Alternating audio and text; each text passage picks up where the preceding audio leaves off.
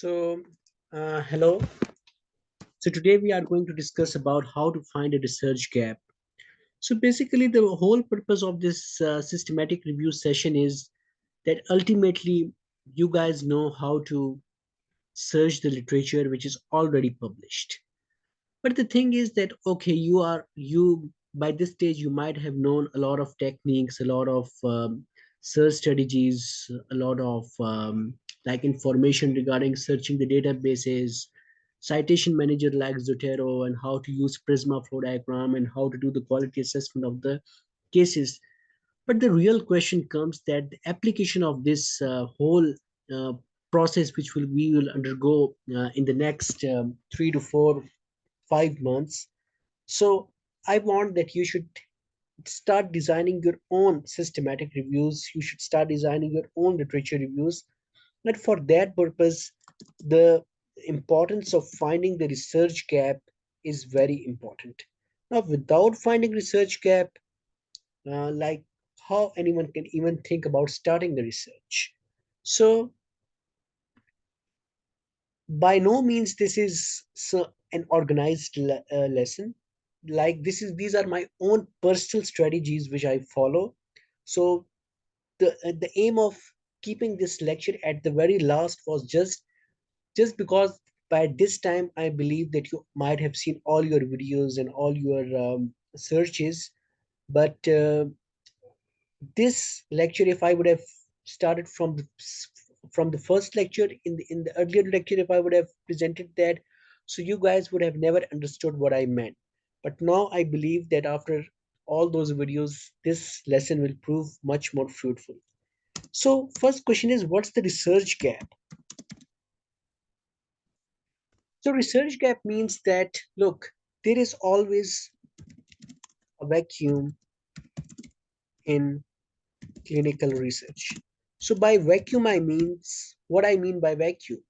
So by vacuum, I mean that there are many questions which are left unanswered. There are many questions which are left unanswered. There are many studies that are pending. Like there is like when we were discussing about the difference between literature review and systematic review. So what I said to you, that it's an ocean of the knowledge and you have to take a portion of that ocean, and from that portion you have to synthesize your search strategy, your inclusion exclusion criteria, and then you have to answer a specific question. So the one way, the first way to find that gap or vacuum in the clinical search is read the current or even older literature. That's the number one point. But the question is how you will read that. So you will read it only when you have sound knowledge about searching databases and ultimately selecting those studies which are pertinent. So if you want to search the literature, if you want to search the gap, so it makes sense that first of all you have to search the databases, because you can't search the literature gap just by typing on Google a particular topic and you will think about finding the research gap, or even on chat GPT. For example, nowadays the L or artificial intelligence is really a hot topic. So you can't type on the chat GPT and just try to think that chat GPT will find this research gap for you. You have to find it on your own, and the tools which you have to use is your internet, your databases. By databases what I mean, PubMed, Embase, Google Scholar, Science Direct, Psychoinfo. There are many, Scopus, Web of Science, Cochrane library. So these are all your databases. So for them, you have to first of all learn the search strategy. And after learning the search strategy, you can then find a gap in the knowledge. So that was number one thing. So you can't find gap through artificial way.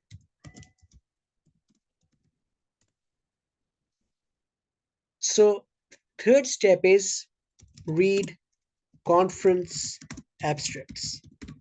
So how you will find the conference abstracts? Again, you will have to have a proper search strategy, and then by searching PubMed, Science Direct, Google Scholar, you can find many conference abstracts. Like every year, there are hundreds and hundreds of conferences in which there is quite a lot of unpublished data.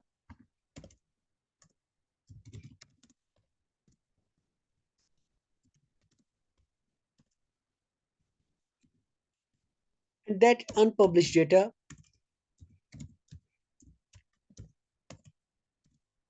is present. So what you do, you see those results, you see the rarity, you see the complexity, you see the vacuum in those studies, and then with your knowledge of search strategy, you start finding the information in the PubMed, Science Direct, and see that okay, conference of abstract was unpublished, but let us see with our search strategy that how many studies are published. So in that way, you can use the knowledge of the conference abstract vacuum and then translating that into your search strategy, and then by using that search strategy into your own topic of choice. So this is another thing, and I will in a minute I will try to show you everything practically as well, that how to do that with some examples, but this is just for uh, brainstorming that what we can do to find the research gap. Then the most important way to find the research gap is in OPDs, in wards, in ER. If you find a case,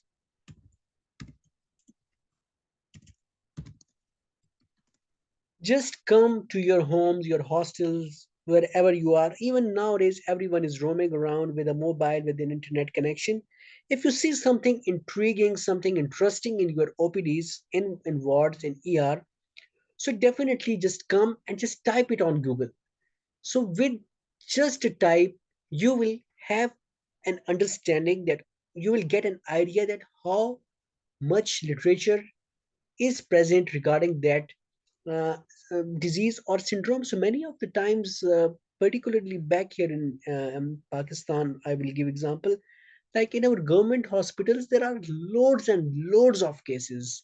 Like there are so many cases which we encounter that if I think retrospectively in my time that if I knew all these skills when I was a medical student, so I would have made some hundreds of paper out of those rare syndromes only by using these skills. Because look, you when you encounter a patient, you encounter a disease, you encounter a whole chapter, and what you do that you are seeing all the management in the wards, you are seeing you are following up with the patients.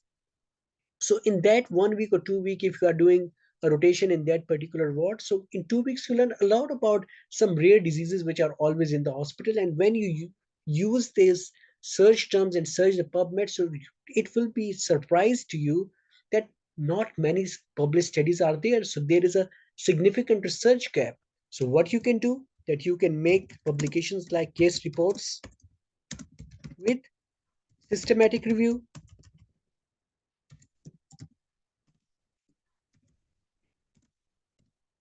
or literature reviews. So these are like very basics which everyone has to learn, that how to find research gap. So research gap first of all comes through your experience. When you are just going into the ward, you are seeing the rare diseases. Usually the consultants are always interesting, especially in those cases. Always look for those cases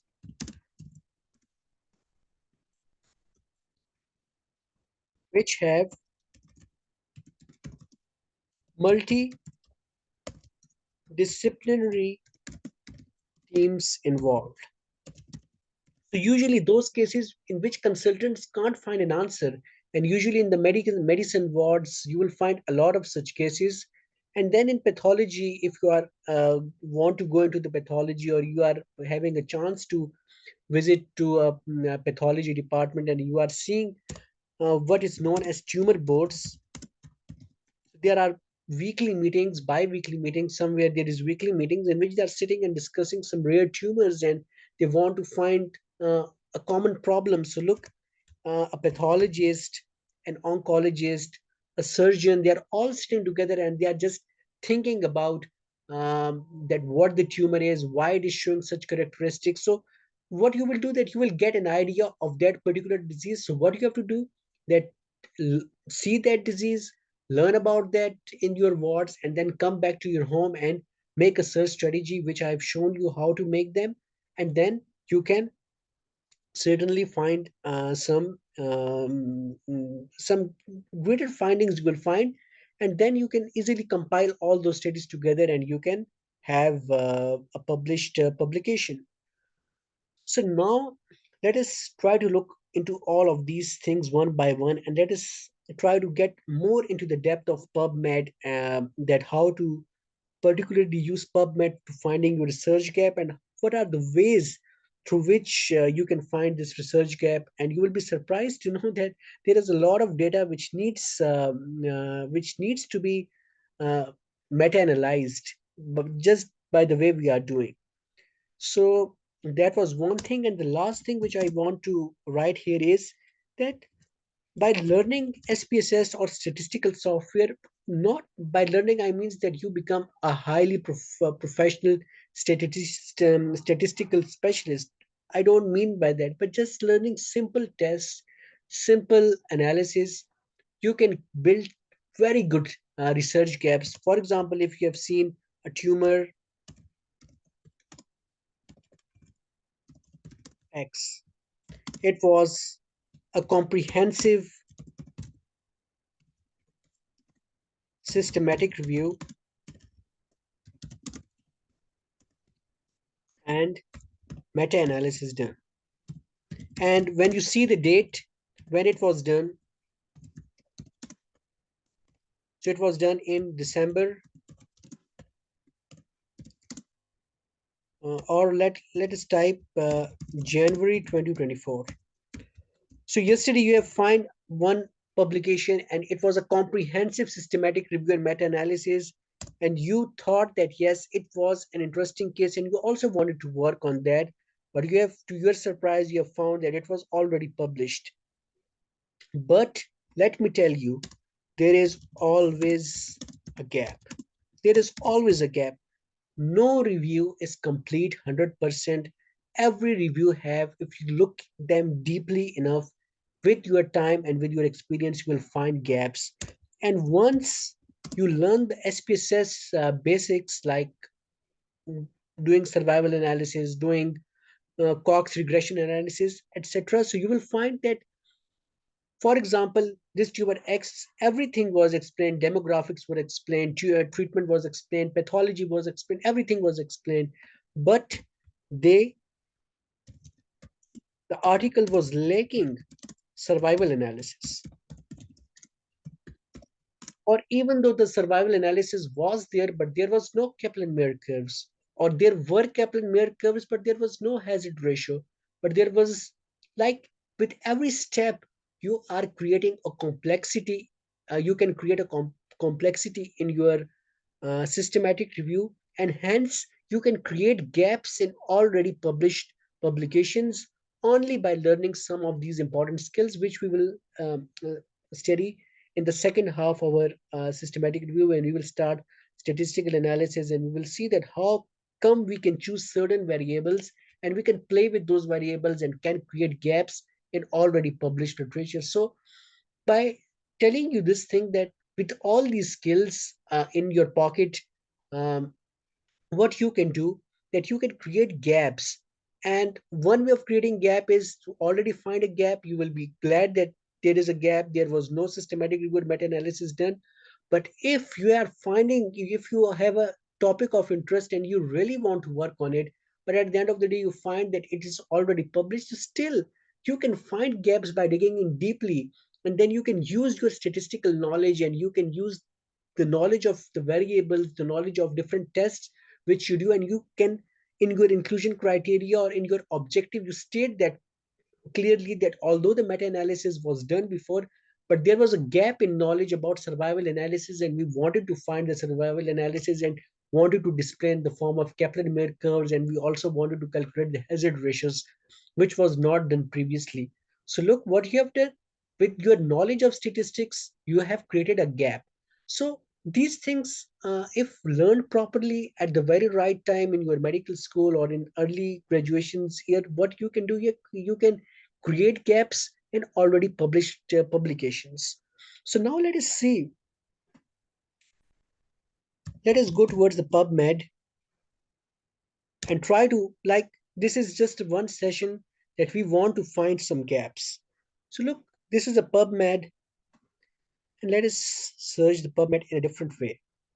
So for example, again, I will give you an example that I am a medical student and I've taken this systematic review course and I went to OPD, for example, and I've seen a very rare tumor. So let us say that that tumor is mm, a neuroendocrine tumor,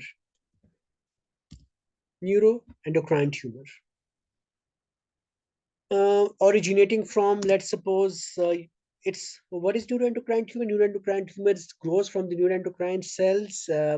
Those who are in the first year and second year, if they don't know that neuroendocrine cells are found in the organs throughout the body, and the tumor arising from the neuroendocrine tumors is known as carcinoid syndrome or carcinoid tumor, and there is also another thing which is known as carcinoid syndrome. But just for the sake of understanding that neuroendocrine tumors, you have seen a case of, for example, neuroendocrine tumors emerging from, let us say, liver. You got my point, that you have searched literature, you have seen a case, and a consultant is talking about the neuroendocrine tumor, and he was quite surprised and he said that the tumor has arrived from liver. So, liver neuroendocrine tumor. Now, what is your responsibility that if you want, like, for example, you become interested in the topic and you want that, yes, okay, I want to work on it. So, what are the steps which you have to follow to see that how you can create a gap from that? Because, for example, if there is already literature review done, already systematic review done, so if you are doing it again, so you are wasting your time and energy, and at the end of the day it will not even get published or maybe not even get peer reviewed because they will raise objections that it is already published. So now how to create a gap? We will now start step by steps. Okay, that's the liver neuroendocrine tumor. You will go to the Google and you will just search on Google. Okay, now what you will do, that you will go on the PubMed. So look, on PubMed, you can play with the words. So it doesn't mean that you build your search strategy right at the first instance. Like building a research strategy or search strategy do take some time. Like it's not something that you can create it overnight or you can create it like quickly. So like I told you previously, that first of all, search in a raw fashion. By raw fashion, what I mean that you are not specific, you are broadly searching the literature and you are trying to see that what sort of topics are there to get an estimate or an idea that what is going around. So like I have typed liver neuroendocrine tumor. I will hit here the search.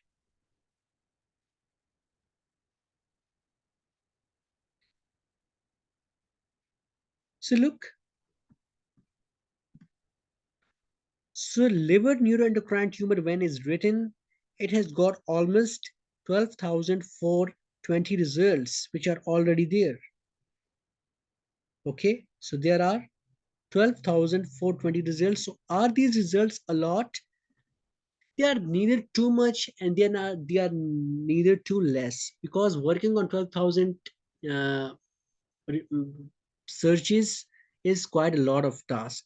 But still, if you are seeing it, that 12,000 is comparatively a like there are many searches on which, for example, if you only search neuroendocrine tumors, they will bring much more than 12,000 results. So these are 2 lakhs in 2 lakhs. So look, this is quite a big search. So now you are now what you are doing, that you have seen a case of the liver neuroendocrine tumor. Now you will search it. Okay. Now, what is the next step? The next step is to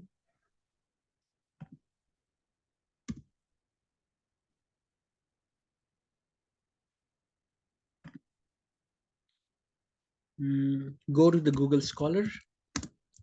Now, why I'm going to the Google Scholar, let me tell you in a minute that why I am using the combination of the PubMed and Google Scholar. Look, PubMed is a controlled database. Like maybe, for example, you will say that 80-90% of the publications get indexed in the PubMed, but there are quite sizable publications which are not in the PubMed, which are not PubMed indexed journals. So Google Scholar, if you remember from our previous lessons, is a tool to find gray literature. To find by gray literature, what I mean that which is not indexed, you will find in Google Scholar. So on the Google Scholar, what you are finding both published as well as both indexed as well as non indexed publications. So what you will do, so look, whenever you are trying to find a research gap or you want to see that whether any sort of publications, for example, what we are now looking for that whether any big systematic review or literature review has been done before or not. So use a combination of PubMed and Google Scholar. So use the combination of gray literature search engine plus indexed uh, database just like PubMed. So that will be a perfect combination.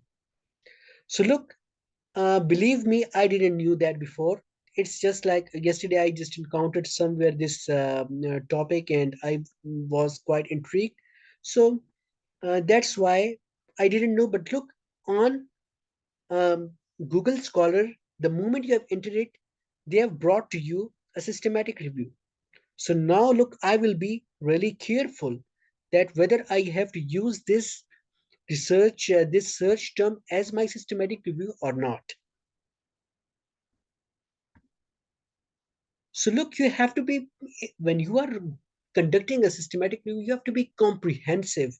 If you are not comprehensive, your methodology is flawed and it will not get published. And even though if it will get published, what will happen that post publications you may face different letter to editors, and there will be subject specialists. They will argue that your findings are not accurate because the search strategy was not broad. So always go for the broader terms and then try to get narrowed down with the passage of time as you are just taking with that search engine. Okay, so one more thing, let me address you at the same time or tell you something that what's the proper way of finding a gap.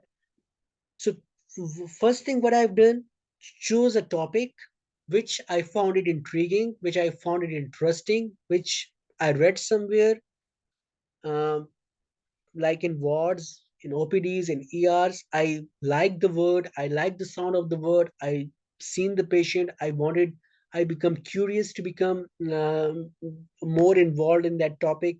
So now I'm telling you that how to go towards the next step and try to write a paper similar to the paper on angiosarcoma we are working for this session. So now I will take this liver neuroendocrine tumor and will enter into the Prospero. Now look, Prospero search is really important, okay? And why it is important? Because look, you have to see that this, because in the Prospero this is a registry of both ongoing systematic reviews as well as published systematic reviews. So if, for example, in the Google Scholar and PubMed, there are published um, results, but in Prospero, there are unpublished ongoing systematic reviews. So, for example, if I've entered the liver neuroendocrine tumor and I've entered in the Prospero, you don't need any proper search strategy for Prospero. Just type the name of this tumor and you have seen that nothing has been done in the Prospero. So, look, now I'm getting confident. With each step I'm including, I'm getting more confident and um, I'm trying to just choosing this topic again. So look, what I'm doing here is this is my brainstorming, which I'm doing inside my brain, and I haven't started anything officially yet. But now it's in my mind, and I have seen Prospero. I'm now clear that yes, no one is currently doing systematic review of Prospero in the of about the liver neuroendocrine tumor. But here is the problem. On the Google Scholar, I can see that yes, a systematic review has been done. But look, again, you have to see the date. It was almost 6 years older.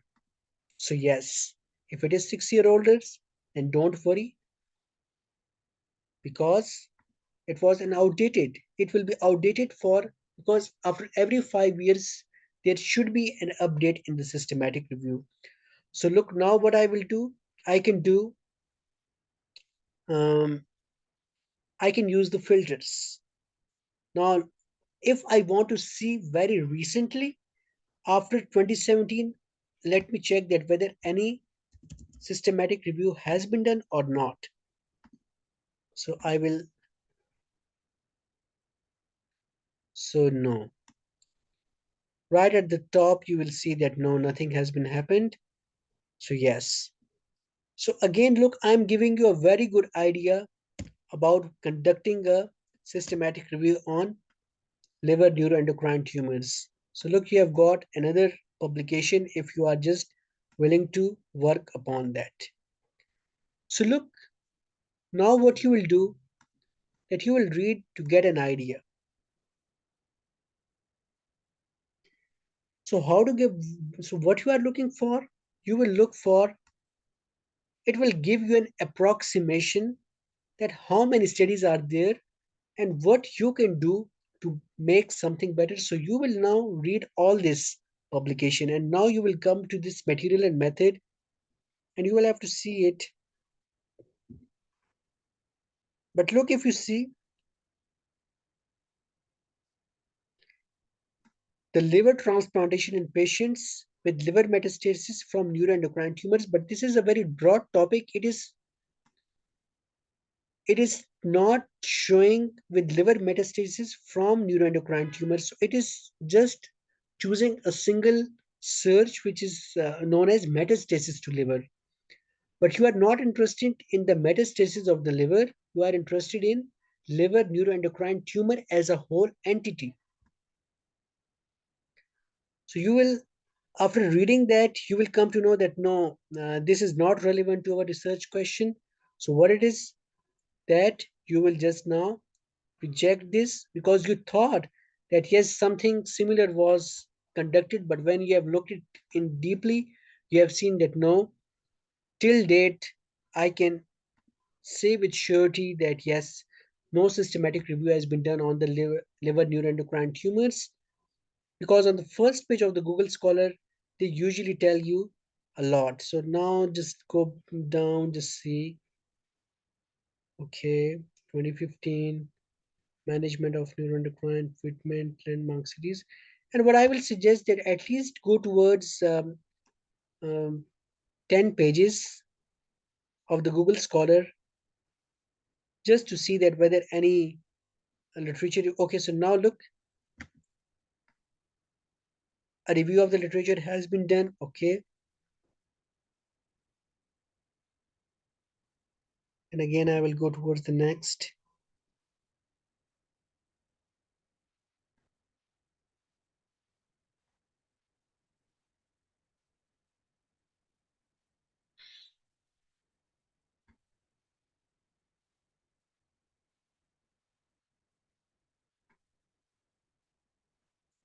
So look, now that's the start of your choosing a topic. And when you have started choosing a topic, so you will, you can't look very deep into the literature, because you will see deeply once you build a search strategy and use a prisma flow diagram. That will be a time for you to specifically look very deep inside the literature. And there is always a possibility that once you will just make a search strategy, and then you start digging out the data deeply, so maybe at the very end of your prisma diagram you come to know that something similar was happened before. But that is very rare, because with this the way I'm showing you, you can get an idea about the search.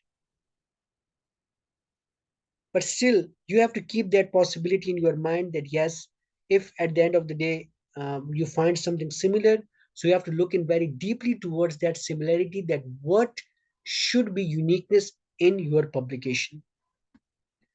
So look, now I've dug out two publications. One was in 2015 and other was in 2016. So look, both in the similar journals. I will check the authors are different or not. Okay, so these are two different reviews which have been done. But I will not go towards the review of 2015 because this is outdated. The most recent one is one you have to look for. Go towards the PDF.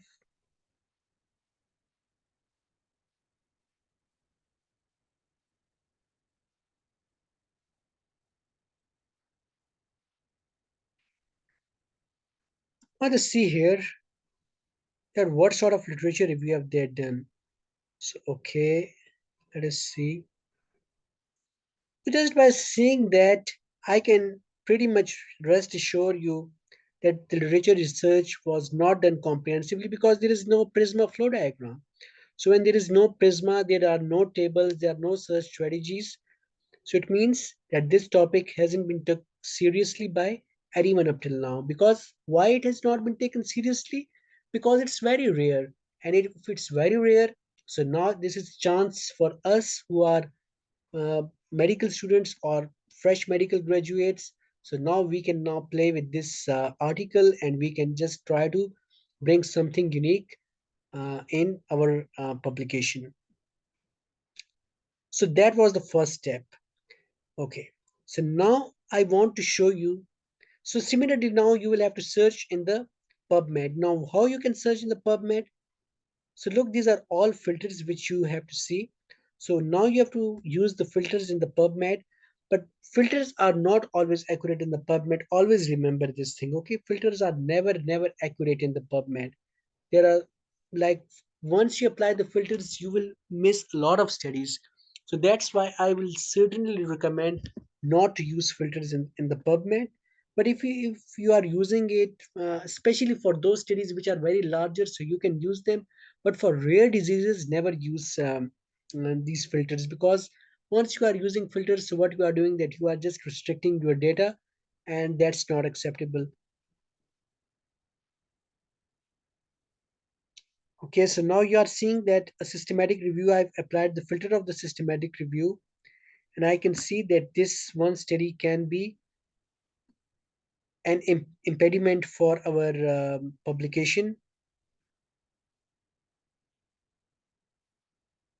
This one we have searched right now, and it was completely different topic.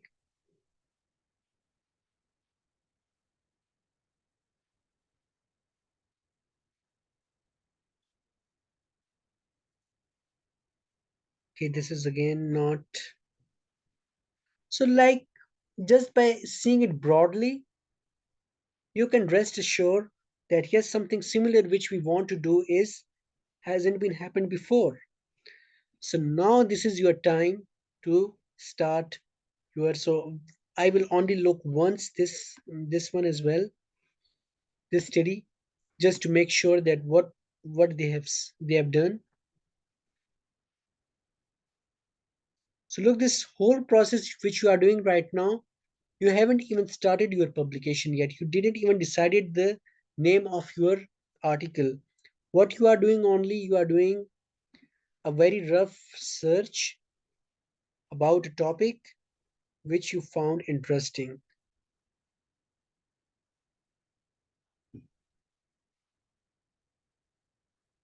So this radio embolization for unresectable metastatic. Okay, so I'm let me just see it more deeply. So I will see it in the Science Direct, and why I'm seeing it in the Science Direct, because it was an article from Elsevier, and all the Elsevier articles are found in the Science Direct. They might be in PubMed, but this is rest assured that all Elsevier data is in the this, and I have this access, so I can easily find the PDF. I don't have to purchase it. So now I will see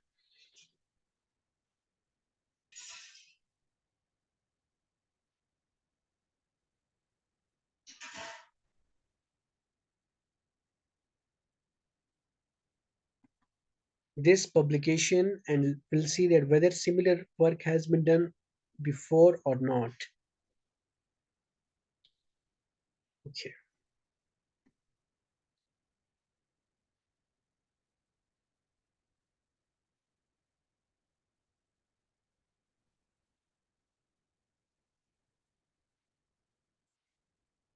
I will see their criteria. Okay, so they're specifically looking for this procedure, and that's why they are including the clinical trials as well. So again, their objective is quite different than objectives of ours to find a comprehensive histopathology survival analysis. Yes. Okay. So what they have done, so it is completely different study, okay, than ours, which we want to do. So what was our objective of the study? That we want to find survival analysis, we want to find histopathology, we want to find demographics of the patients which were having neuroendocrine tumors of the liver.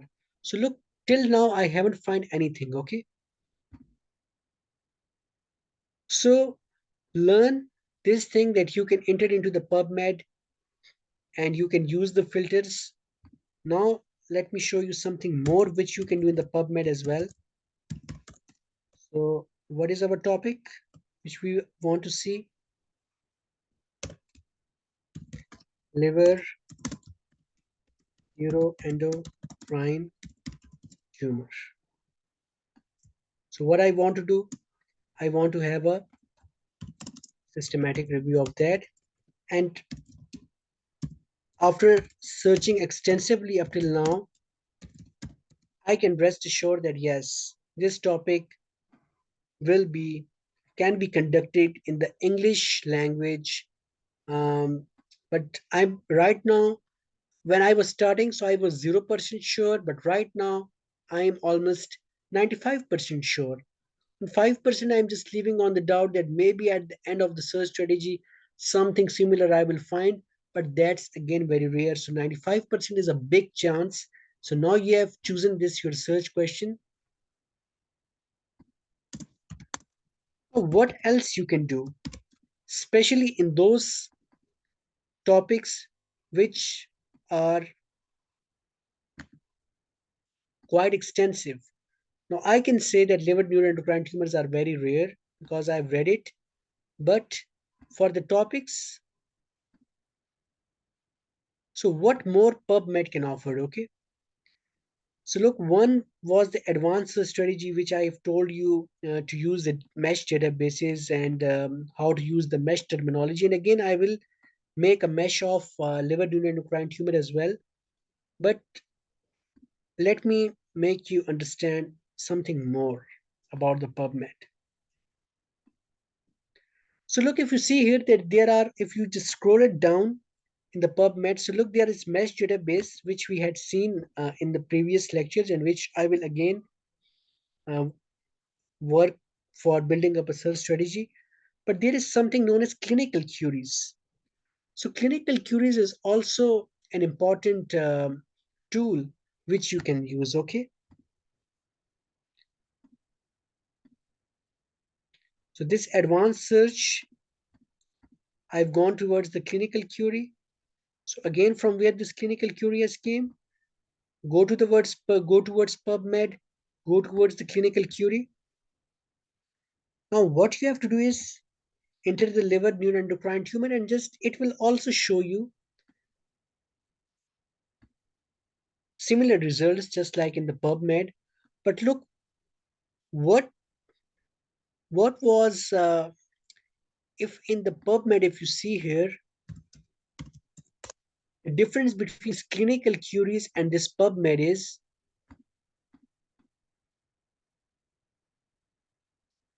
so look, this neuroendocrine tumor, I will remove liver from it just for a reason, because this PubMed clinical queries can only be used for larger studies, because then they can be stratified based upon the filters. Liver neuroendocrine tumor is very small, so that's why the results are not applicable. But still, you can try in your free time, that you will have to see. So neuroendocrine tumor is a broad topic, so that's why I can teach you pretty well that how to use this PubMed clinical queries. So if you see here that I have entered liver neuroendocrine tumor, but the filters which are present here are certainly not arranged in a sense that they are arranged only according to the abstract, free full text, full text. So if you want to only find abstract, you can do the filters, you can use the free full text. Those articles which are not paid for, you can see the associated data. You can just article, you can choose the article type by any study. You can choose the filters of the years of publication. You can select the humans, you can select English language or any other language. And then there are additional filters as well, which I will recommend that go on your own and just try to find that. In the species column, you can use, in the article language, you can use which sort of languages you want to see. According to the gender, you can see, according to the age, you can see. And then there are other options as well, that look, you want to see exclusively article in the medline, or you have to exclude preprints. So what do you mean by medline? So medline is, look, PubMed is a big repository, and medline is, in medline there are some publications which are not published and they are present in the PubMed. So medline is just a concentrated data of the PubMed. So if you are only willing to find articles which are only in the medline, you want to see the authenticity of those articles, and you are only wanting to find in the medline, you can use this filter. Or you can exclude the preprints as well. Preprints are those articles which are under peer review, but they haven't been published yet, so they are published as preprints. So you will come to know later on, once you will start your own publications, that there are preprints as well. So you can use these filters as well. But look, these filters don't filter basic on the basis of diagnosis, therapy, and management, because then you have to search, you have to search almost 2 lakh results. So how you can, again the rule, a portion of the C, how you will see a portion of the C is just by applying these filters. From the PubMed clinical queries, you will write here neuroendocrine tumor, and then you can, you like, at the same time, it's next to impossible that you can search, or you can write a paper about everything about neuroendocrine tumor. Now it will take your ages. So you have to be realistic as well, that what you can work in a year or 2 years. So let us see that. Look, first we search it neuroendocrine tumors without applying filters. Okay. So look, there are almost 44,000 most recent, and if you just see, there are almost 44,415 studies, and these results and the results in the um, are differing. Okay, they will differ from each other. Now what you do, that you are applying a therapy. So look, if you don't use therapy, for example, if you don't use therapy, for example, and you are having a broad scope of the article, so look what will happen. that from 2 lakh you have come up to 44,000 results. Now these results can be much easily uh, scrutinized rather than 2 lakhs result. So if you are want to see about the therapy of the neuroendocrine tumor, so you will have a list of these articles which you will hear entered in the PubMed. So look, they will give you this search strategy that neuroendocrine tumors and therapy slash broad and filters. So now these 44,000 articles are all about your therapy. Okay. So these are some of the shortcuts or techniques which I want you to know about before starting your own publications, that this thing can also be worked in the PubMed. Then if you want to see the diagnostic aspect, that how to diagnose a neuroendocrine tumor, so look, you have got 80,000 results. And when you will just go towards the search in the PubMed, so you will have this already, your search strategy will be defined here. Okay, so you don't need to make your own search strategy. So you can, for example, the title of your article is how to diagnose neuroendocrine tumor. So instead of just trying to go and use the same techniques which I have shown you, that first of all see the neuroendocrine tumor, make keywords and then use mesh words, simply by doing so you can do that. Now this search strategy was broad, but if you want to be much more narrower, which I would suggest you to be, that you only want to see the diagnostic aspect without having anything else. So look, now when you have converted its scope to the words the narrow, so what happened? That you have got only 4,000 results. So these 4,000 results can be searched much more easily than compared to results in lakhs. But now your search strategy will be that you have seen it narrowly.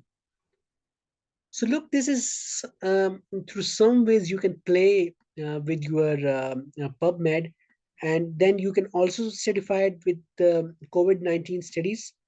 So look, this is also very good filters that how to treat neuroendocrine tumors in COVID-19. So look, these are your filters of the PubMed. So this was one of the way in which you can also find the literature gaps, and you can also search PubMed as well, which I had missed in the previous session.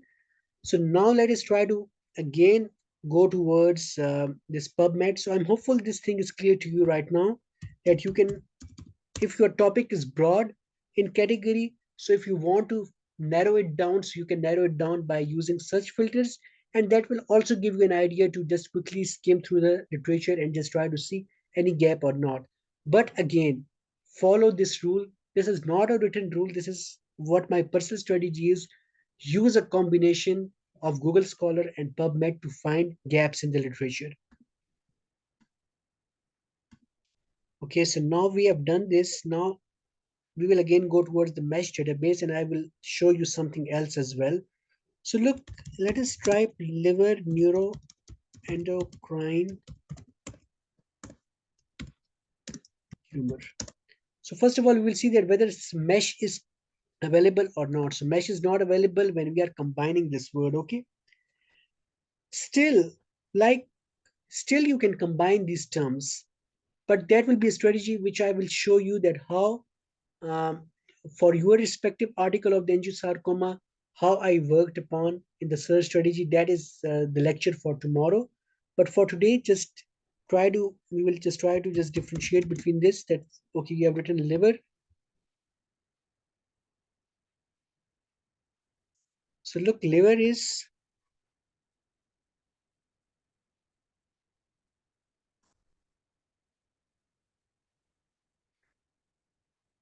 so one of the way is to have these entry terms as well and make, for example, look, let me show you both ways. Okay. So look, liver neuroendocrine tumor systematic review. So I will search first of all liver, and then I will look for the neuroendocrine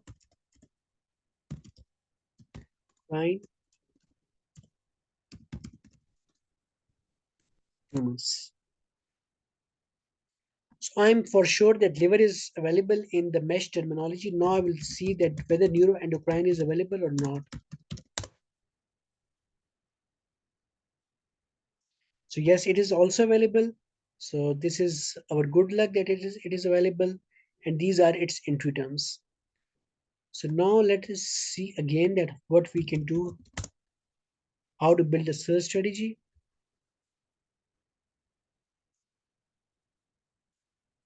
So look, what is how we can say that liver has another entry term which is known as livers. Okay, so liver is livers, and now we will see the entry terms of the neuroendocrine tumors.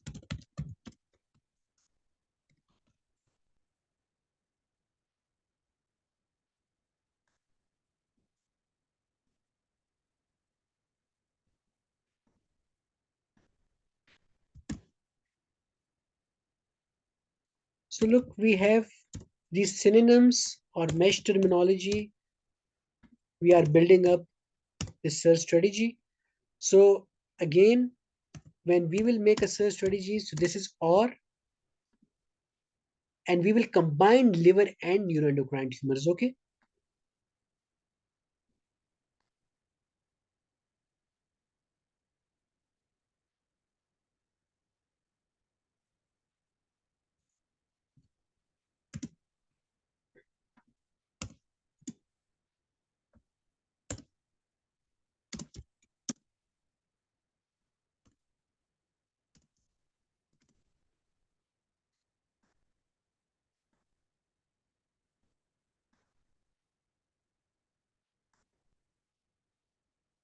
And again, look, another way is to, let me tell you something else, that beforehand doing this search strategy, beforehand doing this search strategy, let us see that how many cases are already published.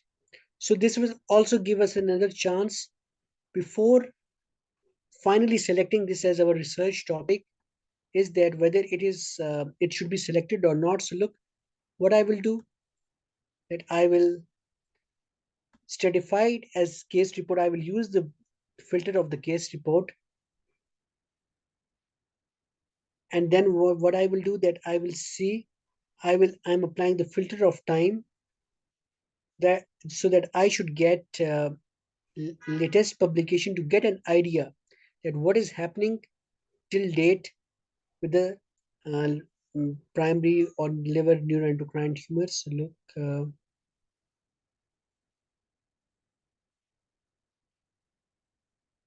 okay. So look, I found one study in 2022.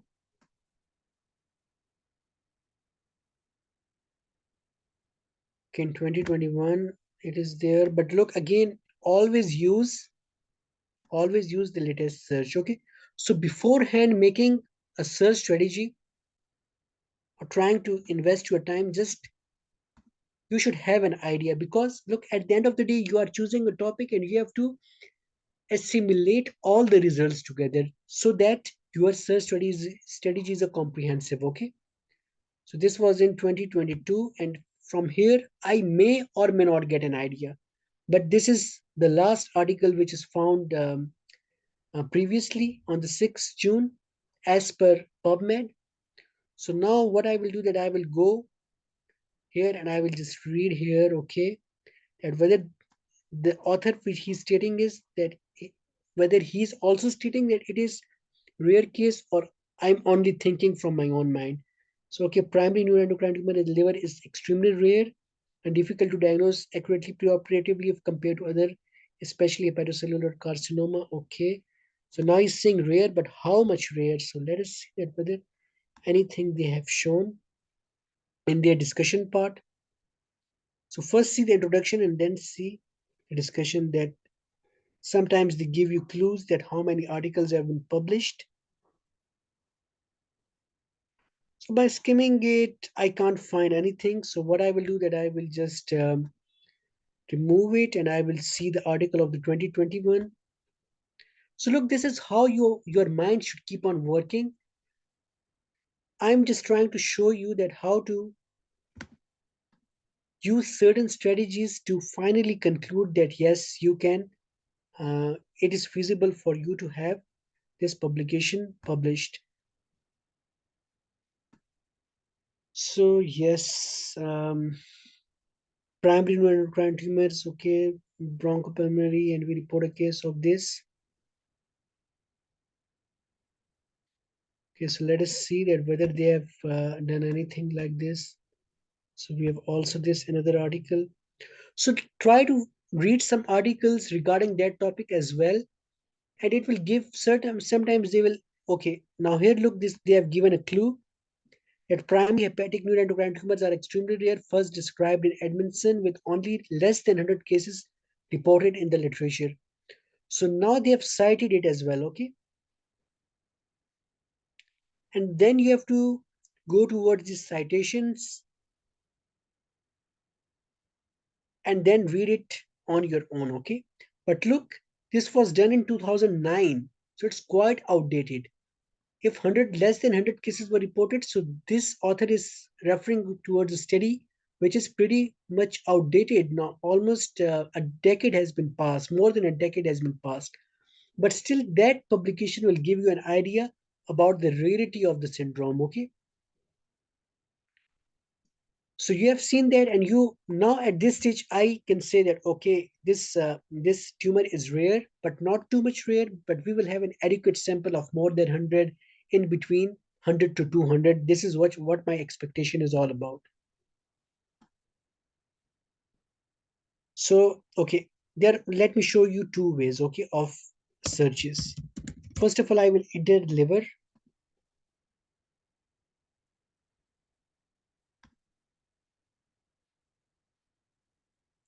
I will add to the search. So look, liver has been added, okay. Then I will enter neuroendocrine tumor.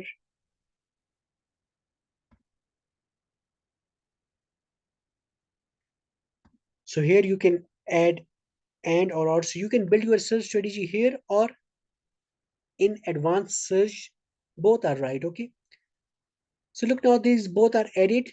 Mesh has been added, and what has happened? You are searching on the PubMed. So you have got almost 1,000 results, and this is fine. This is not wrong. This is not wrong. So look, there are many right ways of using the PubMed. Again, it is one of a methodology, but you have to let the readers know in your paper that how you have used that. So look, this is also fine. This is perfectly fine search strategy. Okay, so this is one of the way which I've shown you that how you can use the PubMed. Okay, another way is that, for example, you again type liver, and now you are interested in, let's suppose, here you can also stratify your research findings. Um, for example, you want to look into the pathology of the liver. You want to see the cytology. You are not interested in radiological studies. You are only interested in pathological studies. You are going for the microbiology. You are going for the immunology, and maybe embryology as well. Maybe anatomy and histology, ultrastructure, physiopathology, and you are excluding rest of these subcategories. But for rare cases, never do that. Always remember that for rare cases, never do that. But this is also one of the way to restrict your data to less number of searches. So look, now here, this is one, okay? We have added them. Now for the neuroendocrine tumors,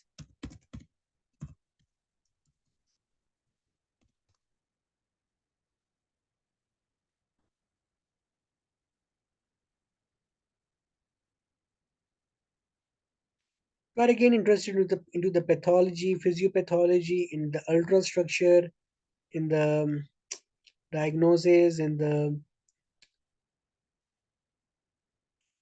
microbiology, in the immunology. Now you're also adding it with the and.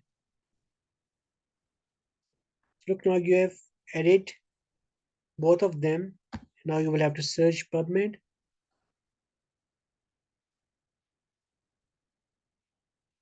Look, after stratifying the data, now you have got very less results, 424. So from 1000 it has come towards, from 1000 it has come towards 424. So it's quite less amount of work which you can do. So this will be your search strategy, okay? So the method which I showed you previously in, I think so, in the starting lecture, that was fine. And this is also another way of searching it, okay? So you got it. So this is again one thing you have to do. Let me put it here. And again, I will go towards conventional method through which I do searches is using this advanced tab. And here in the advanced tab, you can again type, for example, liver, then add livers. But here I'm adding or, okay? So first of all, search liver or livers. Then you can search this, you can take it as a whole. You can enter here, add here. I've already added this thing, but this is the wrong way, okay? This is the wrong way of doing things. The right way will be use each word separately, okay?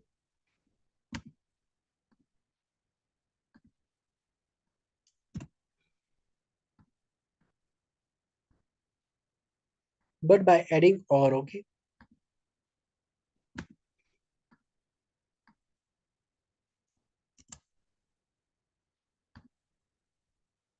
These brackets are coming and you can take these whole words and can add or, you can again use this tumor as a neuroendocrine, use or, and now you will search here.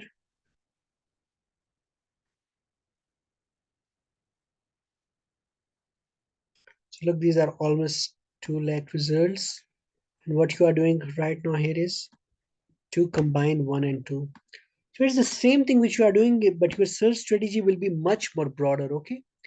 So the goal is to start to have a broad search strategy, especially for the rare cases. But if the case is not rare and you are want to search, so then you can use filters and you can use different techniques which I have shown you. Like you can use clinical queries, you can use multiple. So there are multiple things through which you can divide your data. So look, there are almost 12,530 studies. And if you see here, you go into the detail, so you'll again see that look, the same thing has been happened, okay? So mesh terms have been used in this search. So it's not like this that mesh terms are not used. So here in this search filters, the mesh terms have been used and this search strategy is very broad and maybe much more accurate as well, okay? And also, like, look, you can also do one more thing is to add these filters as well. So for example, you are interested in to seeing only in any specific journal, you want to see affiliation. So you can um, add that affiliation, you can add that author, you can add that first author name, and through this you can also stratify and you can, and one another thing which I think so is here or not.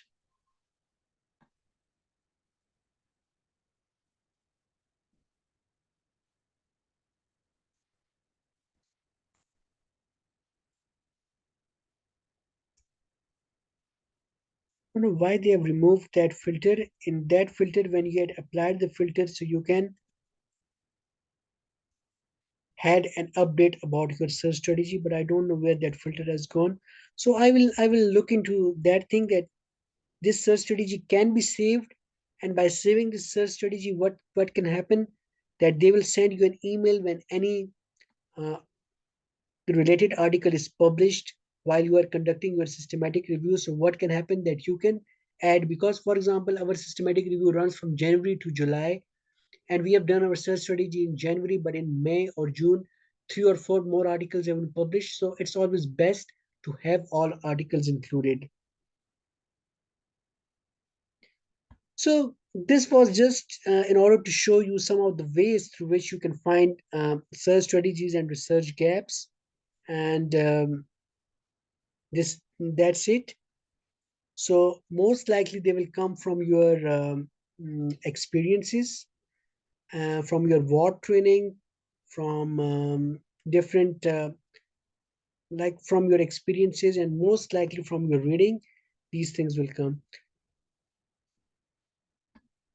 Now if you want to, like, if you don't want to search this a lot of studies, there is one more way which I can show you. That look, liver neuroendocrine tumor. So look, I know it beforehand that it's very rare. So for very rare stuff, searching 12,000 search strategies is quite a lot of task. So I don't want to waste my time in searching irrelevant things. So what I can do is that I can make, like, liver neuron, I will, instead of adding and, I will use it as one word, but I know that mesh is not available. So that's why I will not use any sort of mesh terminology. And what I will do, I will change the spellings from capital to small letters, and simply by using this or.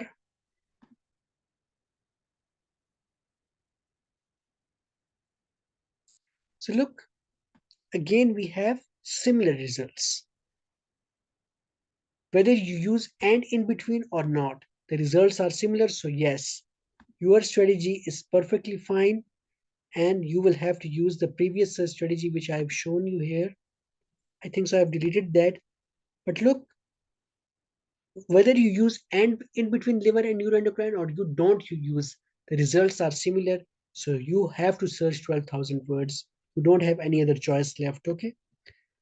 So how you will try to um, make it less, because you can't, because there are a lot of published data which you need to search.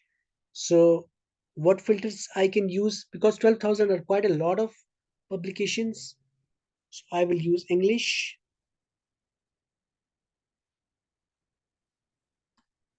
I will use humans.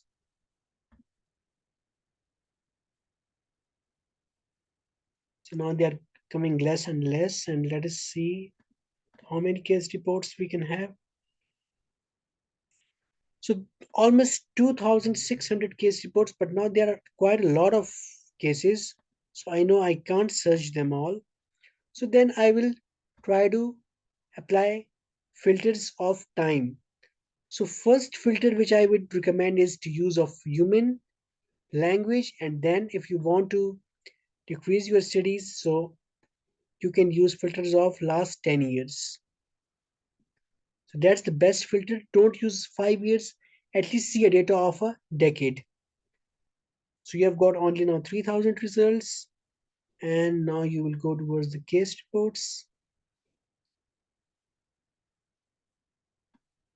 So still there are a lot of studies, but now you have got no other choice left than to go to the Prisma and just start searching from the Prisma, just like I have told you, and then use the same terminology in the Science Direct, use the same terminology in the Google Scholar. So that's just like giving you an idea that how to find a research gap or how to make a search strategy. So whatever you suits to you and whatever you want to use, that's all up to you. That whether you want to use this method, whether you want to use that the method of um, like I've told you. So for this particular publication, for this particular search, I would definitely suggest to use a mesh database, because there are a lot of studies and you don't have time to have each and everything in plate. So what I'm doing, I'm adding liver. Again, I will remove that and I will use filters of pathology, diagnostic imaging, cytology, anatomy and histology, microbiology, and I will add neuroendocrine tumors as well. Neuroendocrine tumors, same filters, pathology, immunology, mortality, ultrastructure, diagnosis. I'm not interested in radiology and I'm not interested in these things. I will add here and I will just search PubMed. So now these results can be searchable, 481, and you can go ahead and try to find another as well. But there is a good chance that you may miss some of important studies, but don't worry about them because if in one database you miss them, you can find in the other databases. So look, this is your search strategy of the PubMed. But look, due to filters, you have to report that you have. Yes, this was I already copied. So this was your search. Now what you have to do? You have to go towards the Science Direct. You have to go towards Google Scholar and search the same thing. And then you have to again use the same strategy, just like I've told you to use for Zotero, and just try to assemble the paper. So it will be quite a lot of work. Okay. So but still this is some of the ways which I've told you through which you can find research gap. Always look towards the recent articles, look at the introduction, look at the discussion section. You will find an idea that how many cases are there, and that way you will come to know. So tomorrow I will upload the lecture almost around 9 p.m. At night, about specific search strategy about your respective articles which I'm undergoing, and through that you will have another chance to learn all these skills again. And I'm hopeful that I've done justice to this video. So feel free for any questions if you have. My WhatsApp is always open, and I would be more than glad to have any question answered by you. So thank you.